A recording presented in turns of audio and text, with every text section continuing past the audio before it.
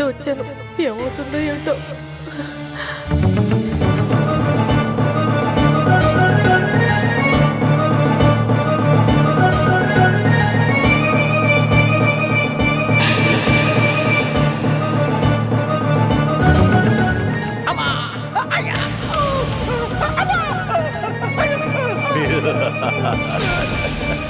నరసింహ స్వామి, మీరిక మొదలు పెట్టొచ్చు.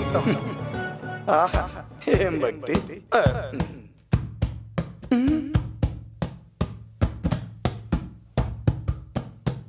ఉన్నావా అసలు ఉన్నావా?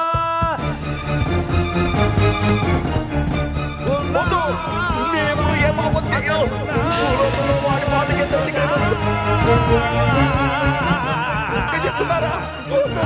మమ్మల్ని వదిలేయండి, మేము భరించలేకపోతున్నాం. వద్దు. మమ్మల్ని వదిలేయండి. వద్దు, మేము భరించలేకపోతున్నాం. చెప్పండి. సాధించావు.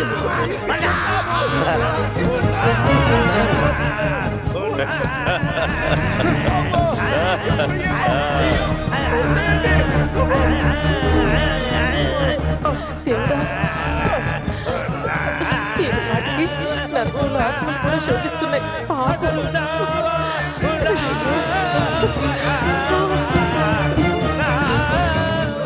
యముడు సర్వలోకాలను నరసింహం బారి నుండి కాపాడడమే కాకుండా ఆ మానవుడి జన్మను సార్థకం చేశాడు. పరమేశ్వర, యముడు అసాధ్యుడే, నీ నమ్మకాన్ని నిలబెట్టాడు. యముడా మజాక, ఇప్పటికైనా అర్థమైందా?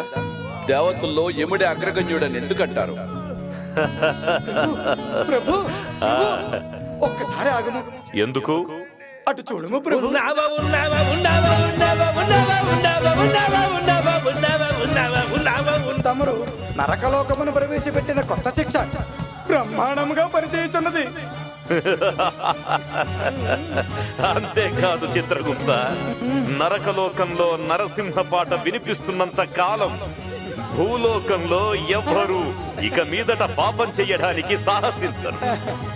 ఇక నుండి నరసింహ పాట నరకలోకపు అంతిమ శిక్ష. ధర్మప్రభువులు మహాప్రభు.